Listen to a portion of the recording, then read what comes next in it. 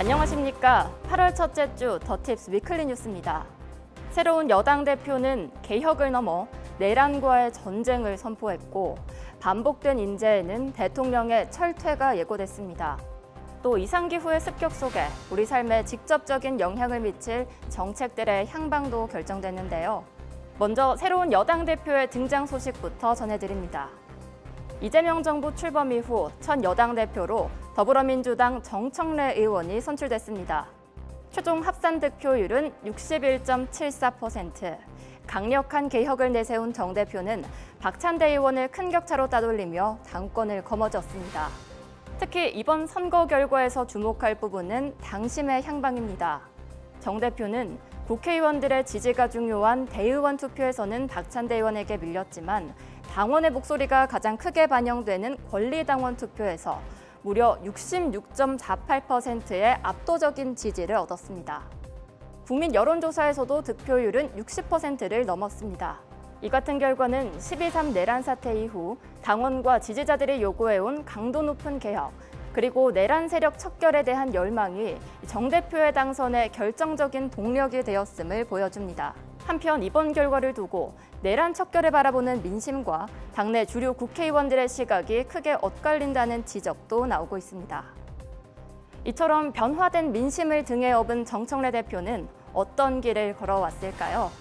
정청래 대표는 학생운동권 출신의 4선 의원입니다. 과거 노3호 외곽 조직을 이끌었고 안티조선운동에도 앞장섰습니다.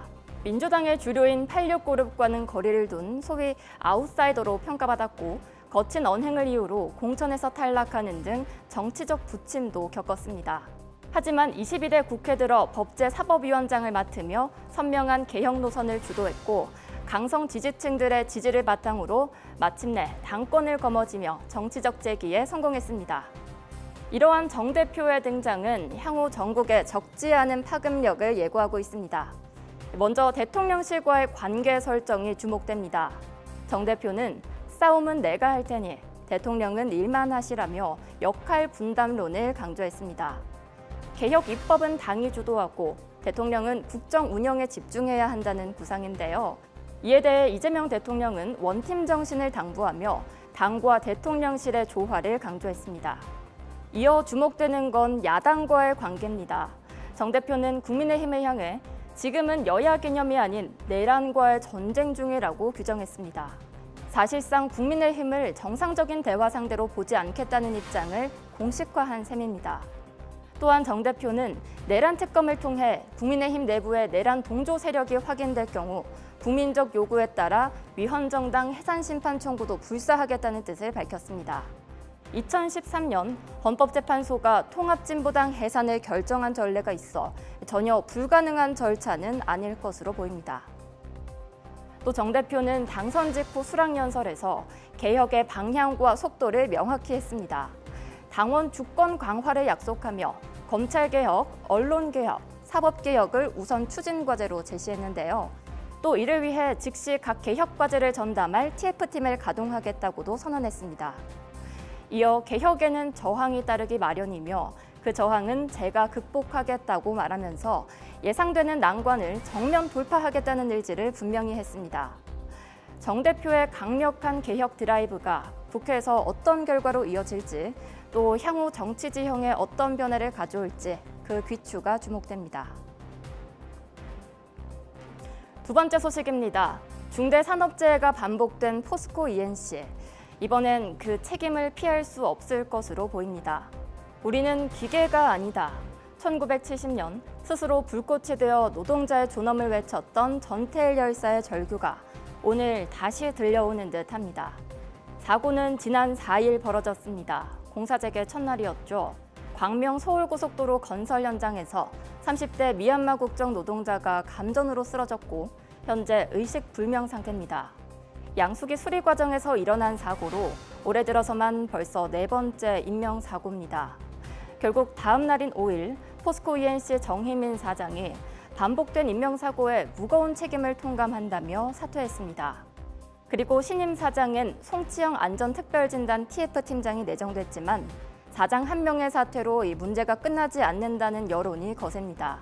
과거 소년 노동자 시절 프레스에 팔이 끼이는 산업재해를 겪었던 이재명 대통령의 반응은 단호했습니다. 이 대통령은 이전부터 포스코 ENC의 사고를 두고 미필적 고의에 의한 살인이라며 강하게 질타한 바 있는데요. 이번 사고 역시 대통령은 휴가 중에도 즉각 보고를 받았고 곧바로 강력한 대응을 지시했습니다. 건설 면허 취소와 공공 입찰 제한, 그리고 징벌적 손해배상제 도입 검토까지 지시는 구체적이었고 단호했습니다. 이제 우리는 성장의 속도보다 생명의 무게를 먼저 생각해야 합니다. 다시는 이 같은 사고가 반복되지 않기를 바랍니다. 다음 소식입니다.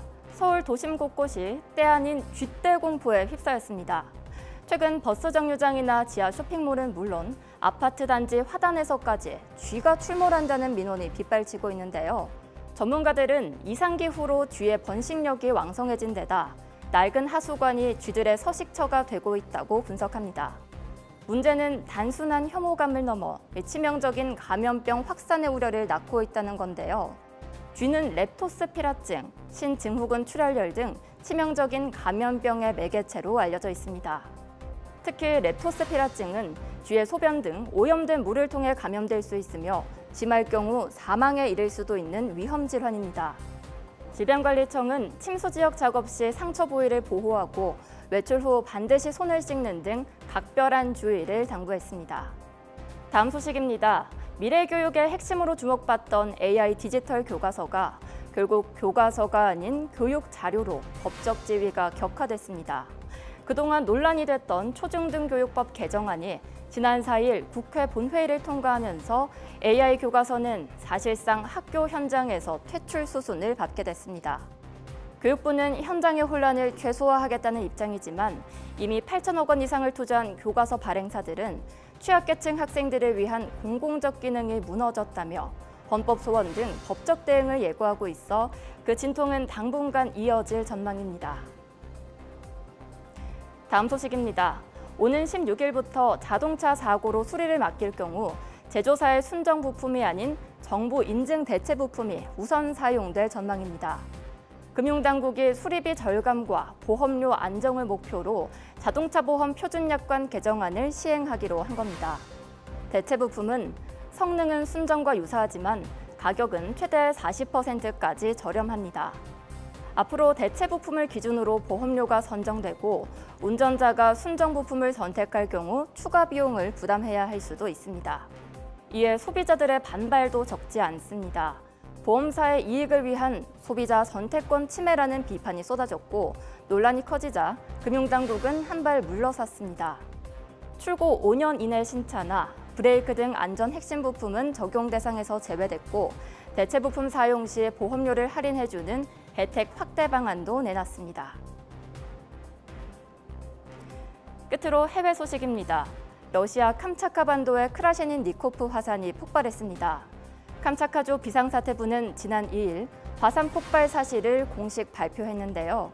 이는 지난달 30일 발생한 규모 8.8의 강진 이후 불과 사흘 만입니다. 한편 우크라이나 전쟁도 다시 격화되고 있습니다. 지난달 31일 러시아가 우크라이나 수도 키이우 중심부에 대규모 폭격을 감행해 최소 26명이 숨졌습니다. 이번 공습은 트럼프 대통령이 지난 7월 29일 10일 안에 휴전하지 않으면 새로운 관세 제재를 부과하겠다고 러시아를 압박한 이후 발생한 것이어서 국제사회의 긴장감도 덩달아 커지고 있습니다. 이렇듯 지구촌의 어두운 그림자가 드리워졌지만 이 속에서도 우리 공동체의 온기를 느낄 수 있는 훈훈한 소식이 들려왔습니다.